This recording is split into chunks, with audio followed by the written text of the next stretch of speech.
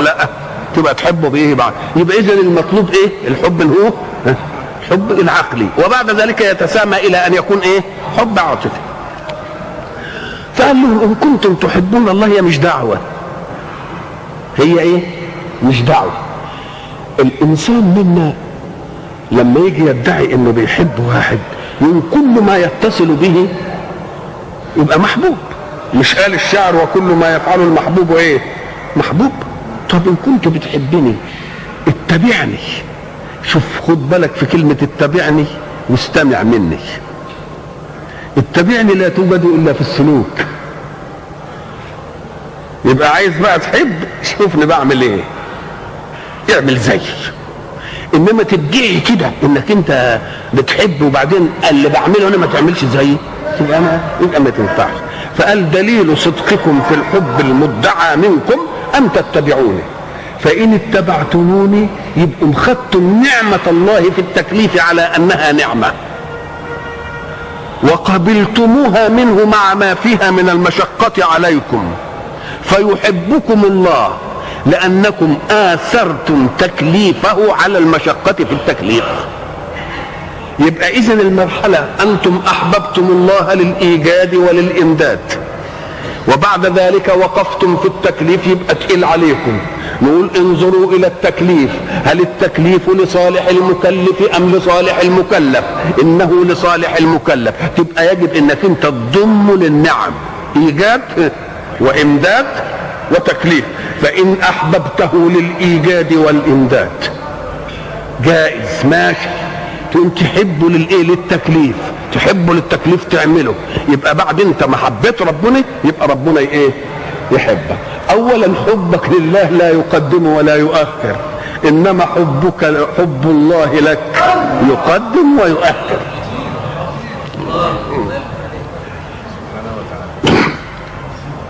قول الحق سبحانه وتعالى فيما يعلم لرسول الله ليقول لهم، قال له ايه؟ اتبعوني يحببكم الله.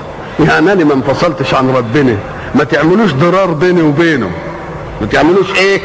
ضرار بيني وبينه. قال لان انا مبلغ عنه. طيب، وبعدين قال ويغفر لكم.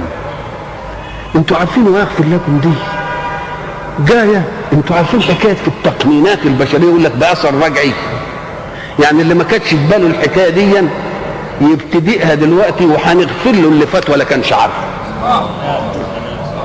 نعم. ويغفر لكم ذنوبكم. ذنوبكم اللي هي ايه؟ اللي فررتم منها عن اتباعي، فانا جبت لكم الحكم عشان تعرفوا عداله ربكم، انه ما عملش الحكم باثر رجعي، لا، بعد ما اعلمكم كان يجب ان تفطنوا اليه بعقولكم، انما ما يبقاش حجه الا اذا كان بلاغا، والبلاغ جه، فاللي فات نغفر. ويغفر لكم ايه؟ ذنوبكم،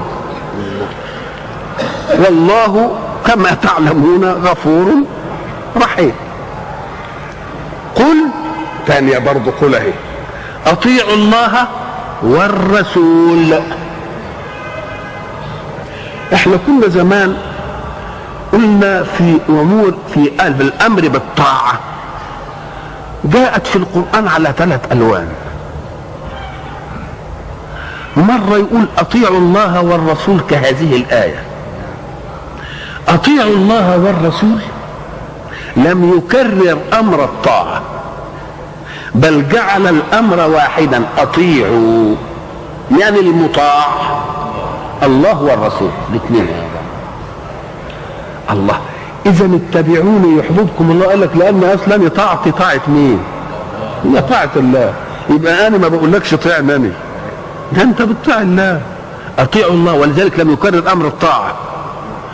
ومره في ايه اخرى يقول اطيعوا الله واطيعوا الرسول، يعني يجيب عند الله اطيعوا وعند الرسول اطيعوا. يبقى مره يوحد امر الطاعه خلاص، ويعطف على المطاع الاول بمطاع ثاني، زي الايه اللي معانا دي اطيعوا الله وايه؟ والرسول. ومره يقول اطيعوا الله، انتهت دي، وبعدين يكرر امر ثاني يقول ايه؟ واطيعوا الرسول. ومرة يقول اطيعوا الرسول بس.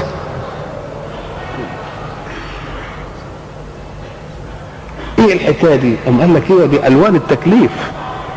لان الاحكام اللي مطلوب منا ان نطيع فيها مرة يكون الله قد جاء بها والرسول اكدها بقوله، يبقى لما بطيع في الامر الواحد ده بطيع مين؟ الله والرسول معه. مرة يأتي حكم من الله إجمالا ويأتي الرسول ليفصله. طب هو أقيموا الصلاة، أنا ما أعرفش الصلاة دي كام، لا كام وقت ولا كل وقت كام ركعة ولا إيه شغلته الله، وبعد ذلك الرسول يجيب لي. يبقى أنا بأطيع الله في الإجمال وأطيع الرسول في التفصيل. يبقى فيه طاعتين، فيه إيه؟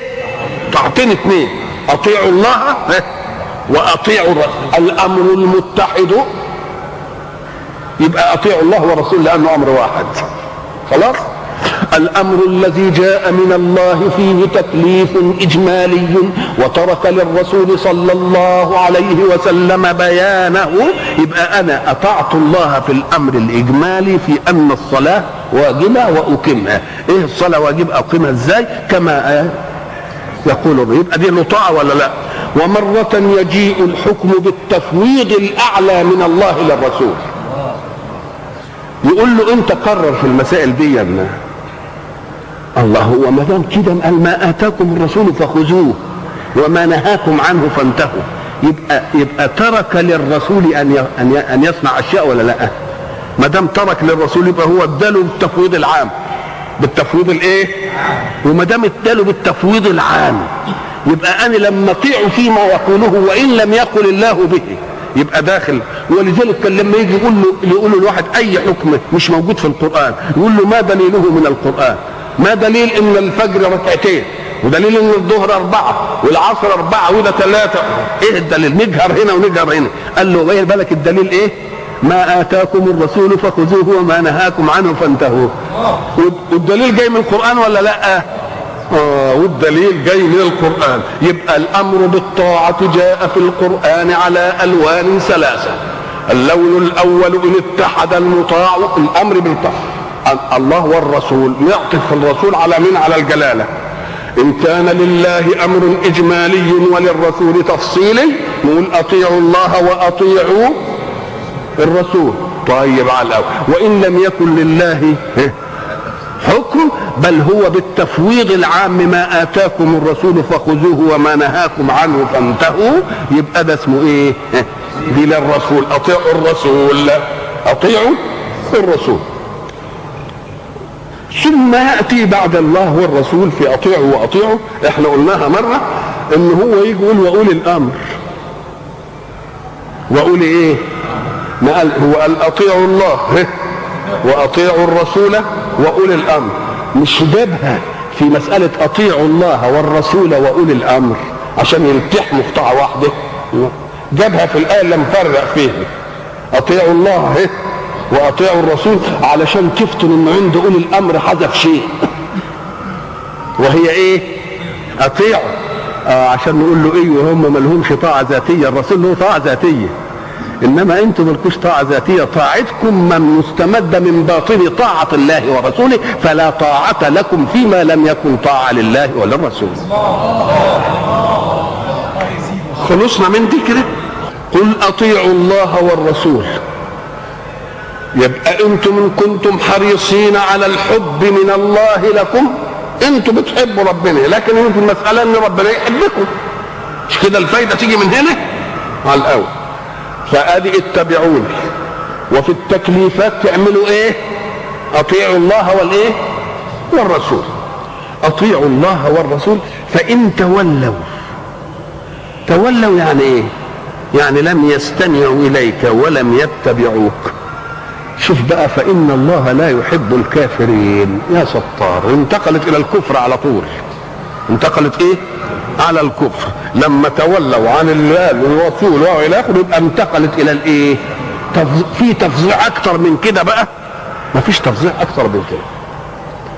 وكلمه تولوا بقى يعني كانهم نفروا واعرضوا، مش خدوا الحكم وبعدين يعني الكسل ما خلاهمش يعملوا، جت من اولها. ولذلك احنا قلنا فليحذر الذين يخالفون عن اوامر الله انهم ما يفرقوش بين امر يتقبل على انه الحكم الحق وبين حمل النفس على الحكم. اوعى تيجي الشيء لا تحمله، لا تقدر على حمل نفسك عليه وتتسامى الى انك تنكره، لانك انت ان انكرت تبقى البعيد كافر. انما خليك مؤمن بيه ويقول له هو كويس بس انا مش قادر على نفسي، تبقى معصيه، بس تبقى ايه؟ تبقى معصيه فقط. وبعد ذلك ياتي الحق سبحانه